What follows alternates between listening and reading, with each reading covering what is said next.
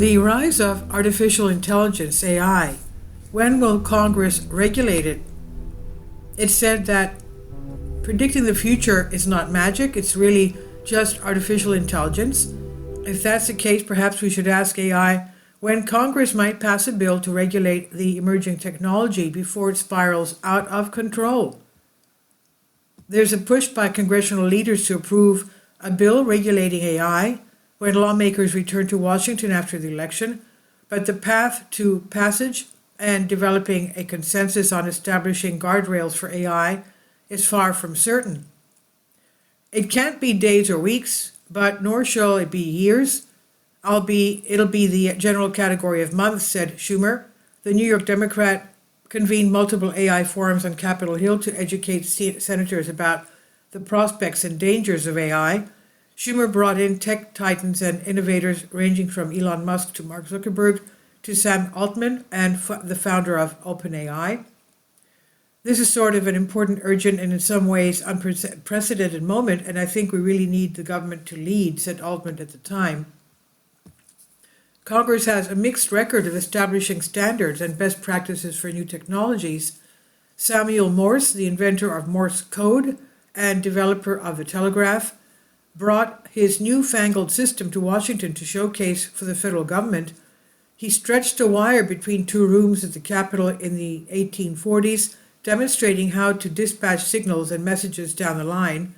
Morse then strung a telegraph line from Washington to Baltimore in 1844 for a private showing of the technology to Washington power brokers. Morse transmitted the word, what hath God wrought?" from the Supreme Court chamber inside the Capitol. But the federal government did not buy it, and that's partly where there has always been a private control of telecommunications in the U.S. compared to other nations.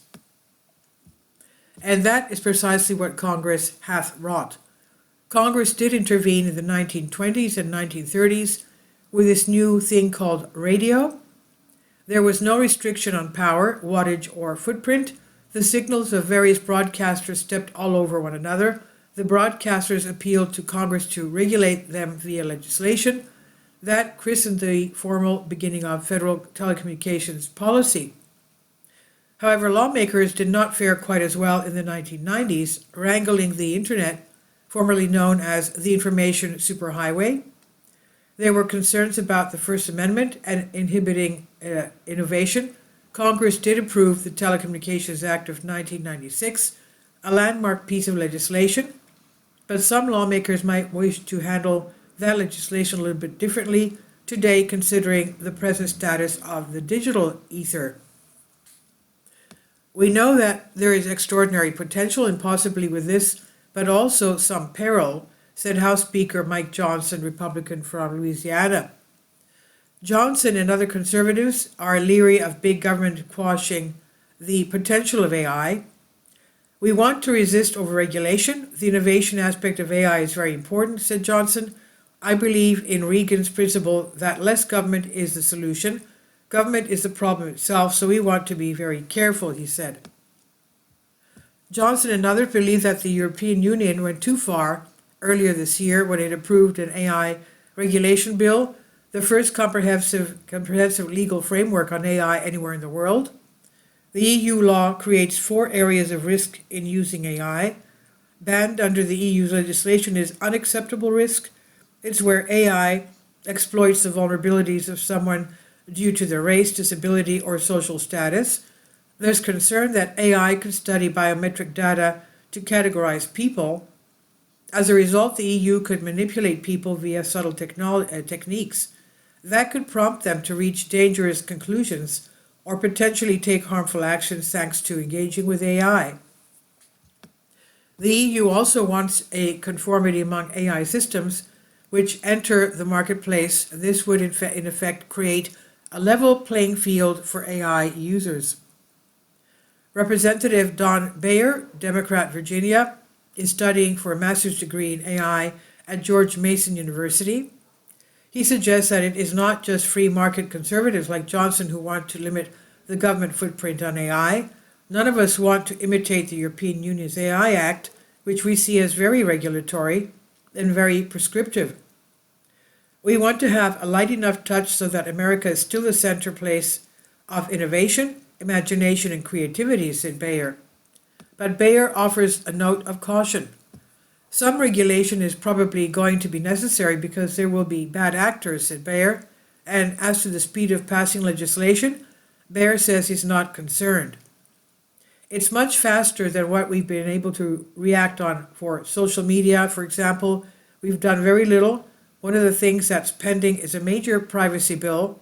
We've never had a real Privacy Act in American history, said Bayer. The House impaneled an AI task force last year. Representative Jay Obernolte of Republican California is one of the co-chairs, and he says people should not fear AI. Unfortunately, AI is a topic that's being informed by 50 years of science fiction and pop culture. So if you ask the average American what the biggest downside potential of AI is, they'll give you something out of the Terminator movie where an army of evil robots rises up to take over the world. That's not what we worry about, said Obernolte. But what does concern Obernolte is the potential for AI to spread misinformation, pierce your data privacy, and even make malicious financial transactions without your knowledge. These are all things that keep us up at night. That put together are probably equally quintessential as an army of evil robots, conceded Obernolte. But can Congress act before AI does? Under Republican control this term in the Congress, we've just had trouble keeping the lights on, sighed Representative Ted Lieu, Democrat, California, the other co-chairman of AI Task Force. A report is due from the AI Task Force later this year. What might it say? What legislative solutions might lawmakers offer? Can Congress pass a bill? Will the outcome of the election impact those possibilities? It's unclear, but perhaps ask AI. This is from Fox News on DNYUZ. Please leave your comments and thank you for your support.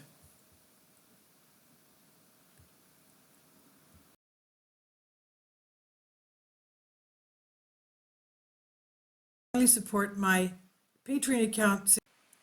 The daily posts are 5 videos daily, and they are totally different from what I have on my YouTube channel. Thank you so much for your support and that you find all my content so interesting. You'll find the Patreon account details in the description box below.